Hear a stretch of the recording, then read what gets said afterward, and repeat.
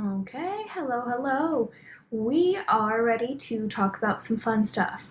So, I will be talking today about how to go through the workflow of taking images that you have captured on your camera and getting them to a point where you can work with them in Lightroom. Couple of things to note. So there are different Lightroom options. So there are actually a couple of different options to edit your photographs. When I learned, we went through a program called Bridge that's in the Adobe suite.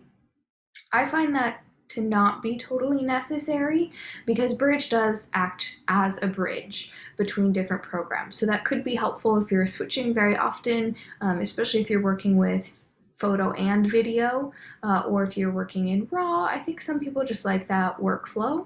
I used to do that. I've recently skipped that step. There's also something called Lightroom versus Lightroom Classic. So Lightroom acts as sort of another bridge, but this one's going to be between your phone, the cloud, your computer, so you can really link up all of your devices.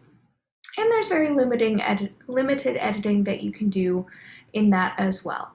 But what we are going to use is called Lightroom Classic. So when you're looking for the Adobe buttons, you'll look for the blue button that says capital L, lowercase r, capital C. So that stands for Lightroom Classic. Okay, so make sure if you have downloaded those from the cloud that you have chosen Lightroom Classic as opposed to just Lightroom. Okay, so once you have done that, you'll go ahead and open it up. And I am also going to open up the PDF that I've preloaded, but we'll look at that as well. And so I'll just go through that PDF, but I think it's helpful to see as you're working with this too. And if it's more helpful for you to minimize this window and simply work on your own device with your own photos while just listening to this, that is a viable option as well.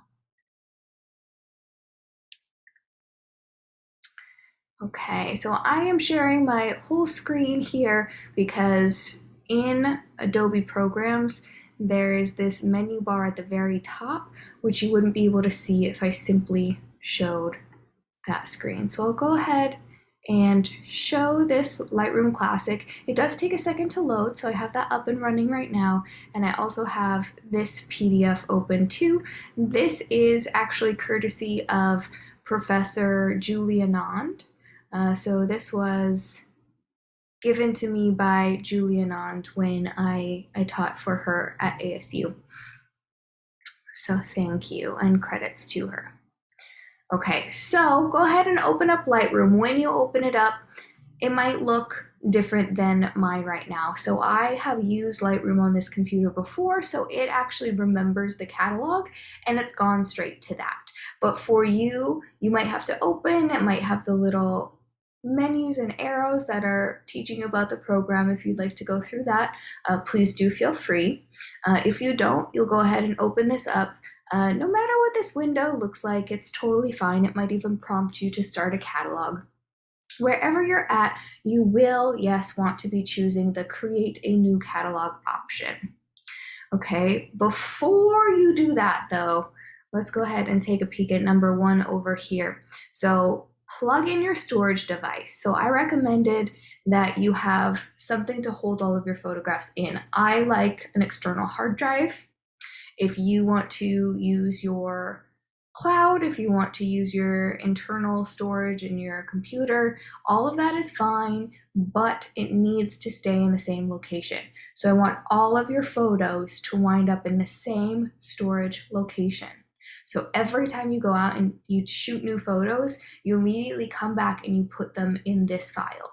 So declare wherever that file is, and then you'll leave it alone. You can add more photos to it, but you'll never move it or change it. And that is important because Lightroom is kind of a stepping stone from that storage location. So it remembers where you have put it. And if that location changes, you will lose your catalog. You'll have to relink it. It's a real pain. It's possible, but it's a pain.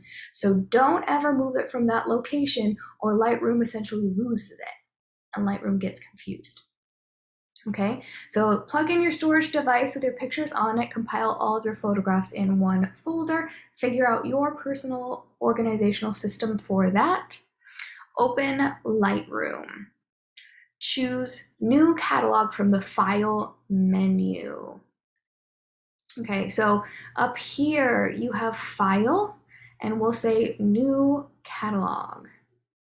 Okay, so this can be wherever you want it. So it's going to be in the same location. So as I'm looking at this, I have all of these options here. One of those theoretically would be my external hard drive. That is where I choose to nest all of my photos. I'm not working with that today, just as a demo, because I want this to be clean and simple for you.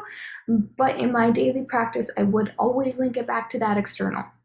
For now, I'm going to say desktop because that's where I'm taking my demo photos from. So I'm taking it from the desktop, which means I'm also linking it back to the desktop. Okay, and I can name this whatever I want, but I do have a suggestion here. So maybe this is digital photo, maybe this is photo 1, maybe this is intro to photo, whatever you want to name it so that it makes sense to you.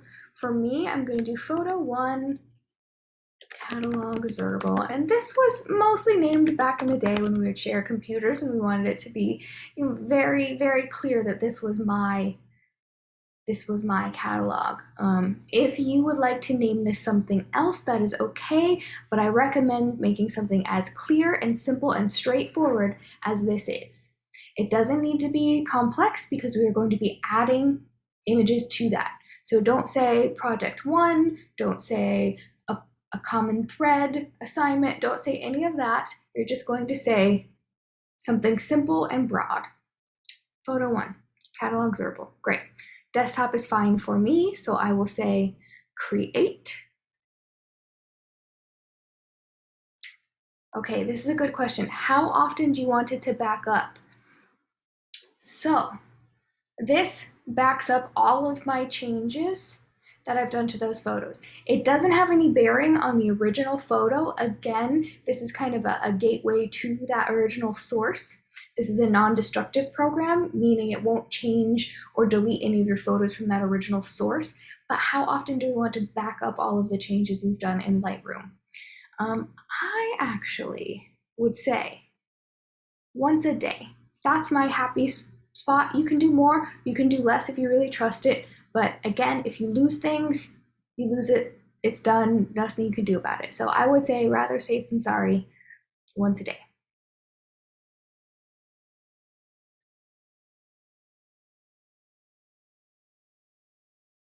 Great. So occasionally, once you save things, it'll close out that window. Every time you start a new catalog, your computer just takes a second, it closes out that window, and it comes right back up.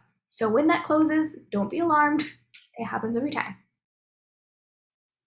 Now every adjustment and every edit you make to your images will be stored in that catalog, which will only be available anytime you plug in your storage device into the computer with Lightroom. You will not have to make a new catalog every time you edit. Okay, so now we're going to import our images. So how do we get our images from wherever you stored them into Lightroom? You'll click the Import button on the lower left-hand side of the screen.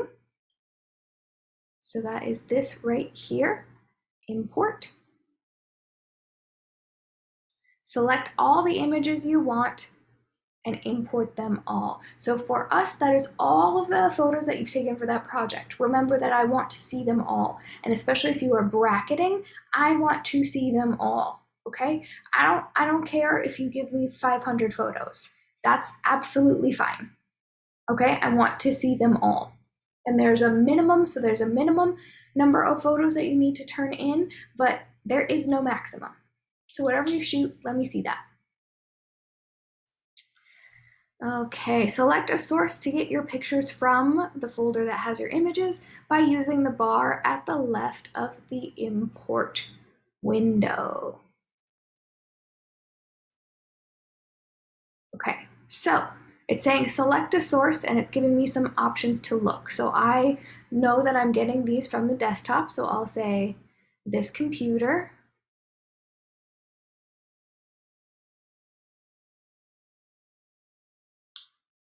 Not even sure what those images are.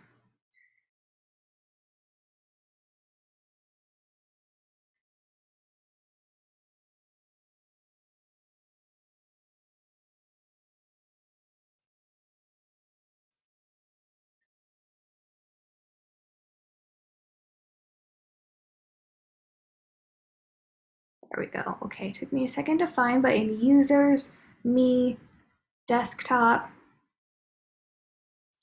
and I am actually going to use some work photos.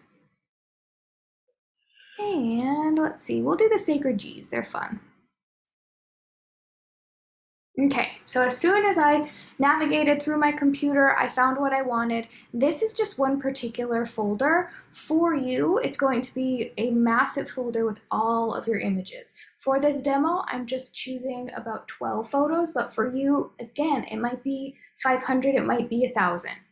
So select the largest folder where they are all stored. Okay, so I found that. Let's go back here. Apply any metadata that you want to import via the Apply During Import caret on the right side of the import screen. Okay, so that is this section right here. Apply during import. Okay, so there's a little triangle, click that. It expands that window. I am not going to have it do any settings. So if you knew that you wanted to batch edit all of your photos, you could do that there. I prefer to do that much later. Okay, so I'll say new metadata. If I wanted to change maybe the name of all these photos, so for example, I could say Sacred G shoot. Sacred G's are a dance troupe, a Tempe dance troupe, and maybe, I already know that these photos are awesome. I love them. Maybe I could say dance, performance, park, work. Great. If you want to caption, you could. I'll say create, okay. And then keywords. So keywords is also very helpful because that's gonna help you quickly navigate all of these photos. So as I'm importing, again, I could say, so this is part of the Arts in the Parks program.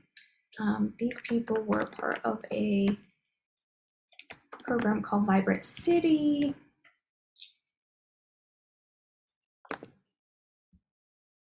Okay, again, I'll say dance, performance art, and sacred. Okay, so that means that all of those keywords are going to be attached to all of those images. So I could look up those keywords later and I would be able to quickly find this set of images because I've now kind of attached that image. So it's just sort of like hashtagging your images. Okay, click the import button on the right-hand side of your screen. So that's this guy right here. Import. Great. Now your images are in your catalog and will be there every time you open up Lightroom with your storage device connected. You will not have to re-import your images each time you use Lightroom, but you should always import any new images as you take them. So remember that process because you will have to keep doing that. So you'll keep importing every day that you are shooting. Start organizing your photos. Rotate any photos that need rotating. Okay, so easy enough. Okay, so as I'm looking at this screen, let me just give you a little brief tour. So these are going to be your thumbnails. This is how you can quickly look at those images, but they're also nested in this menu down here. Both of those are important for various reasons. Okay, once I'm looking at these thumbnails, there are a few things. I can hover over them and I see that there are some things going on. One of those things are little arrows that come up on the bottom of this screen. That is for rotating. So I can rotate those photos if I need. It looks like all of these are the right side up, so I'm going to go ahead and leave them for now, but that is how you could quickly rotate any that need. Okay, click the plus button on the right of the collection caret. Choose the type of collection you would like to make. Collection sets are a good way of organizing groups of photos that will have subsets in them. For example, a collection set may be portraits with various collections inside, such as family, friends, and strangers. Collections are your basic type. You can create them as freestanding or as part of a collection set. Smart collections are ways of sorting out images that you have done something to, labeled in a certain way, edited, rated, etc. Okay, so that is this over here. So this catalog is all of our photos. Okay, so that little caret, boop, open them up. I have all photos, synced photos, quick collection, previous imports. Okay, great. So I could make a quick collection up there, but instead I'm going to come down here to collections. Again, there's a caret. You can click it and it will expand. Okay, smart collections. I'll show you that in a minute.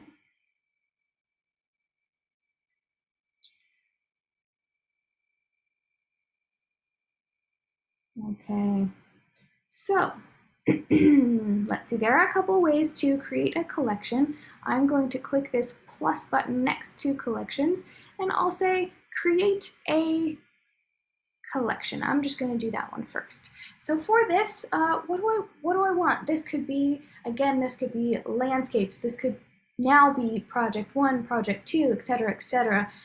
For me, I'll say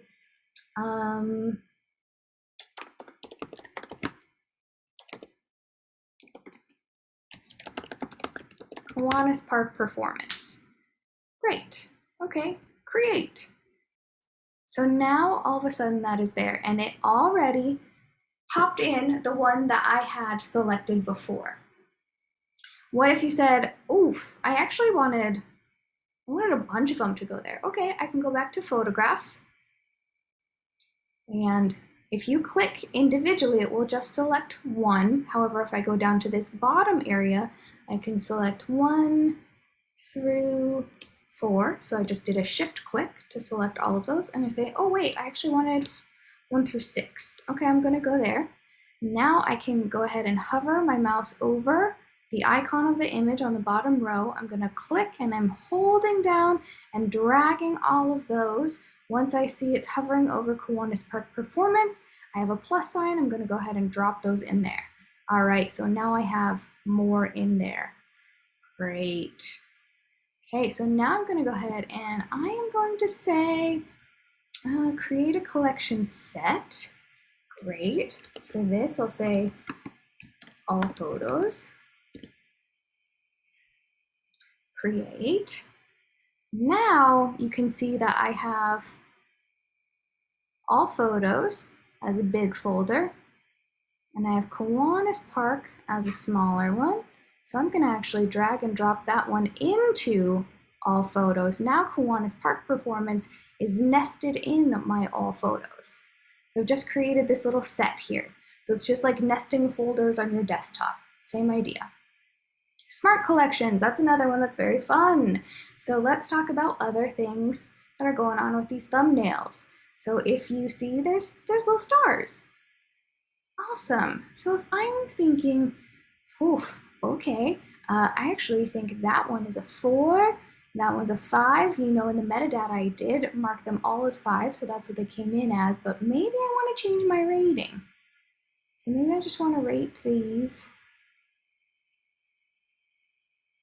all different things. I'm doing this relatively arbitrarily right now. Okay, so now they're all different things. When I go down to Smart Collections, I click that caret, it expanded. So now I can say, oof, 5 stars. Only the ones that are 5 stars pull up. So if you want to rate, if you've taken 500 images and you are trying to narrow them down to your favorite 20, you could go ahead and use a star system. Okay, so go ahead and explore those as well. I'll show you one last thing. There is a little flag at the top. So if for whatever reason you need to flag some photos, like maybe I say, ooh, I have not edited those yet. Maybe I'll flag those so that when I look back later, I know, okay, there's something about that photo that I have to check in on, or maybe that's how you rank your favorite ones. There is that flag as well, just something to remember. Okay, so quick ways to just organize things. And just knowing that simple information will actually be all that you need to create a really nice organizational system that you can use for 50 years. Okay. All right. Further organize within your collections. Choose a methodology for editing down the images you might like to print. We won't be printing in this class. That makes sense to you. This can be as simple as flagging or not, or involving many layers and complexities. Add keywords or metadata that might be helpful to you by using the carets on the right-hand side of the screen. Okay, so here, again, I can write keywords. So as I imported all of those photos, I added to the photo metadata different keywords. But now, say, some of these are children, and maybe that's important to me. Maybe I need to very quickly be able to decide which ones are including children and which ones are not. So let's see, this one right here, I can say enter keywords.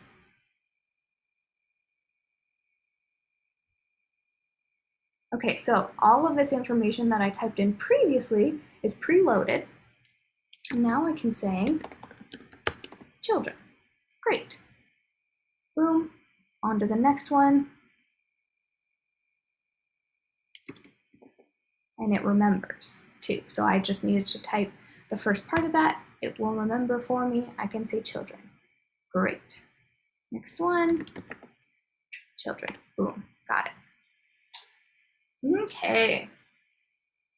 So keywords, very helpful. Now if I needed to hunt for things later, I could also sort by keywords. So in your Smart Collection, you can hunt through these.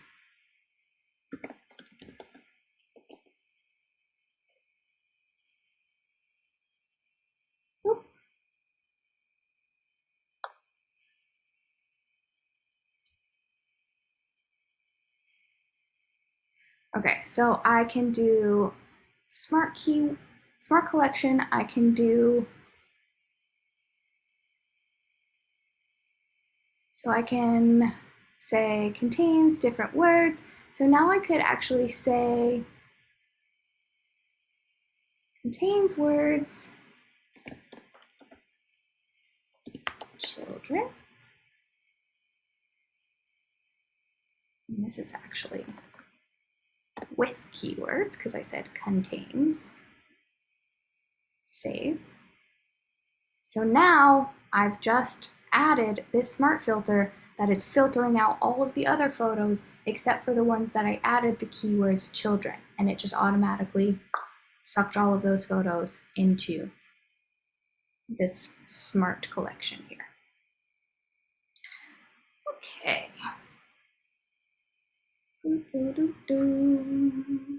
Rearrange the order of the images and compare groupings. The compare view and survey view at the bottom of your screen are helpful for this. Okay, so if I was looking at these two images, I could shift select that. And then down here at the bottom, there are different options. So you see the tiled grid, that's gonna have all of our thumbnails all there at once. I could do this one here, which is just showing me a single one at a time. And I could do this one. So I know that these images are very similar. So if I wanted to do a side-by-side comparison, I could do that and just very easily select, okay, I like what's going on in one more than I like what's going on in the other. These look so similar, but maybe this one looks a slight bit brighter, so perhaps I like that one a little more. Okay, so different views, you can toggle those at the bottom. Go ahead and explore that. It's just your work style. whichever you prefer.